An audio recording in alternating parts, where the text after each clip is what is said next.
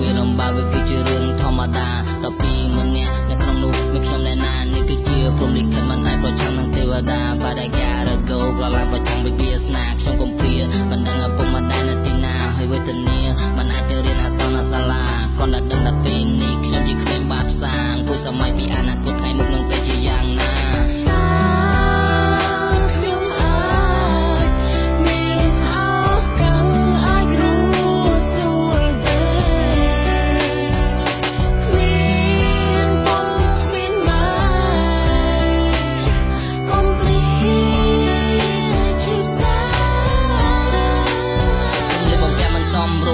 ខ្ញុំនេះខុសគេកំណើសម្រាប់គឺជាចាស់ខ្ញុំតើបងប្អូនដឹងទេចំណីអាហារទាំងយប់ទាំងថ្ងៃខ្ញុំបរិភោគពីគេហើយជួនកាលខ្ញុំលេងអត់បាយខ្ញុំមិនដឹងធ្វើម៉េចទេតែកាសាឡាសង្ឃឹមថានៅថ្ងៃណាមួយអញមានឱកាសមករៀនបានសូត្របើសិនជាគេជួយកុំដេកស្រមៃទាំងយប់ទាំងថ្ងៃវាធ្វើឲ្យខ្ញុំនេះទុកព្រួយរសាត់អណ្ដាតតែម្នាក់ឯងឆាជីវិតមានតែមួយវាឆាជីវិតរបស់ខ្ញុំវាបានតែប៉ុណ្្នឹងខំលើកទឹកចិត្តដោយខ្លួនឯងឲ្យចិត្តខំប្រឹងតែសំណាងមិនអបព្រោះតែគ្មានទីពឹងកំខំមកសង្កត់ចិត្តធ្វើម៉េចបើជីវិតវាអញ្ចឹងបានមកដល់នាទីនេះមិនដឹងយល់ល្អប៉ុណ្ណាប្រហែលជាកូនអាចមានចំណេះបន្ទាប់ពីចេញពីសាលាមានការងារធ្វើមានមុខមានមាត់ជប់ទៅកញ្ចាស់លុយដុល្លារមិនដូចជាពេលនេះទេកូនជាក្មេងបាត់សា